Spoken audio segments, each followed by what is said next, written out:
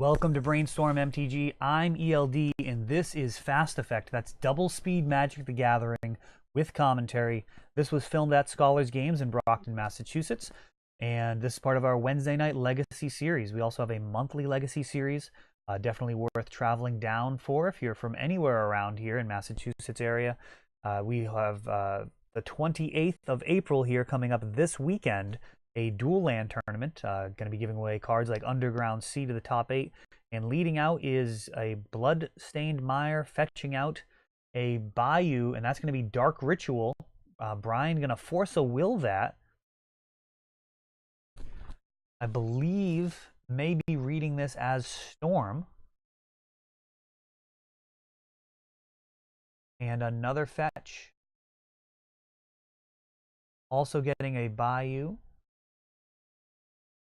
Careful observer, the cat would certainly be out of the bag there. Storm not running two Bayous in really any configuration. In casting Vampire Hexmage.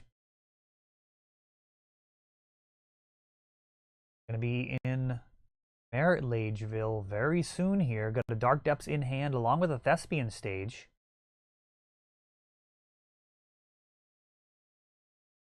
An Abrupt Decay. Taking out that Vampire Hexmage. Exhume is going to bring it back. And there's the Dark Depths. So Abrupt Decay really not slowing things down very much. Now it's a question of making the 2020 now or later.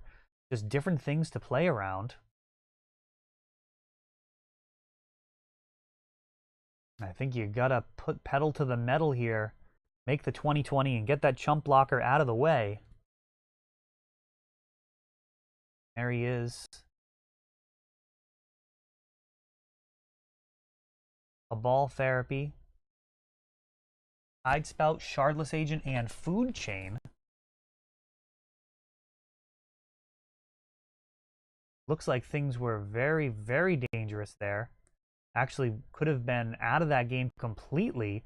Just happened to be a turn sooner there with attacking. Otherwise, the Food Chain could have come down and would have been off to the races.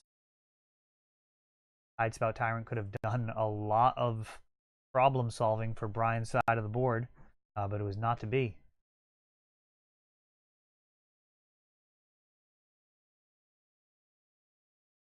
Of course, against the Deathrite Shaman decks, the Silent Gravestones coming in for Tin Fins. That's going to prevent Deathrite Shaman from tinkering with the graveyard, which is nice because it stops both their mana acceleration and, of course, the disruptive element, being able to eat your creatures in response to Shallow Grave or Exhume.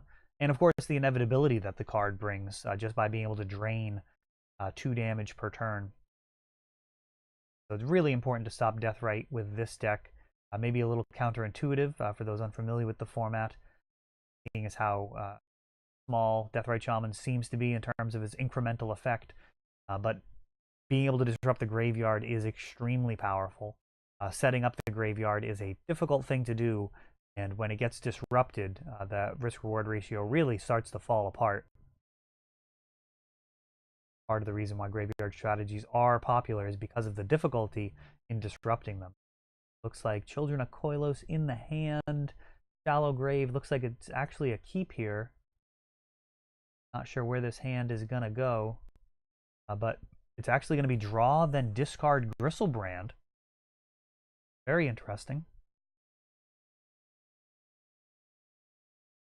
And there's Shallow Grave in hand. No Lion's Eye Diamond. Not tell. Regardless, it looks like the more conservative approach has been taken. If there was a Lion's Eye Diamond in hand, it would have been possible to use Lotus Petal and a land to shotgun a turn 1 attempt at bringing back Griselbrand. Instead, drawing, discarding him for turn, and now on turn 3 here, or turn 2 off of Lotus Petal, Shallow Graving to bring him back. Children in hand is pretty helpful here. Going to be able to just go ahead and cast the Children and gain back the 14 life. And there it is, Children. Activated Griselbrand twice so far. So I'm going back up to 20. and making it 3 activations.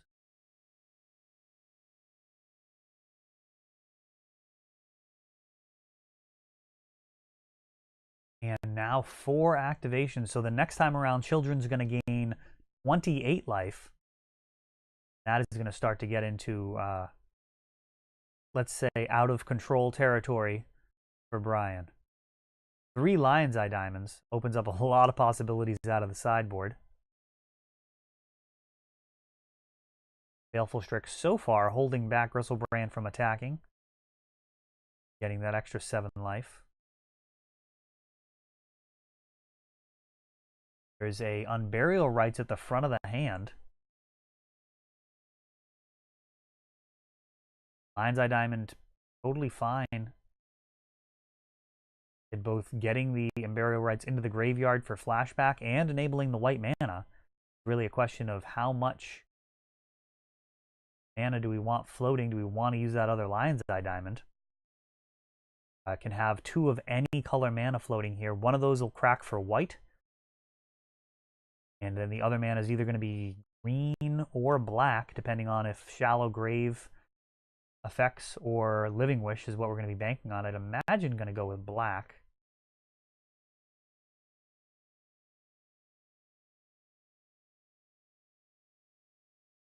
Lotus Petal still a very live card.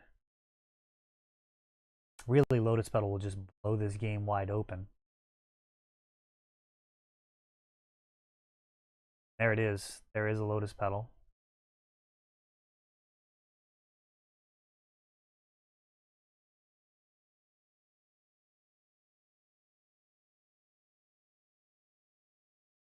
More Lion's Eye Diamonds coming on. The deck almost empty at this point. So with the Dark Rituals, some green mana floating as well as black. Thoughtseize just kind of clearing the way, making absolutely sure. You got to imagine Brian would have done something to stop this type of situation from happening if he was able to. So the shields are officially down. There is no doubt. And at this point, just going to do another Shallow Grave to gain the remaining life.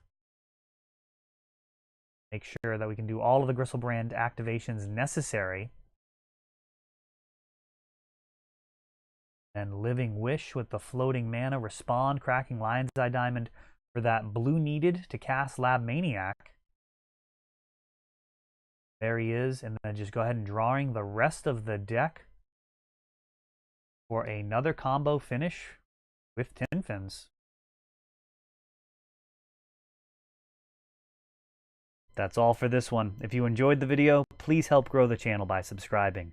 You'll be notified when we upload new videos like Fast Effect, Double Speed Magic with commentary, or Untapped, our raw tournament gameplay. Thanks for watching.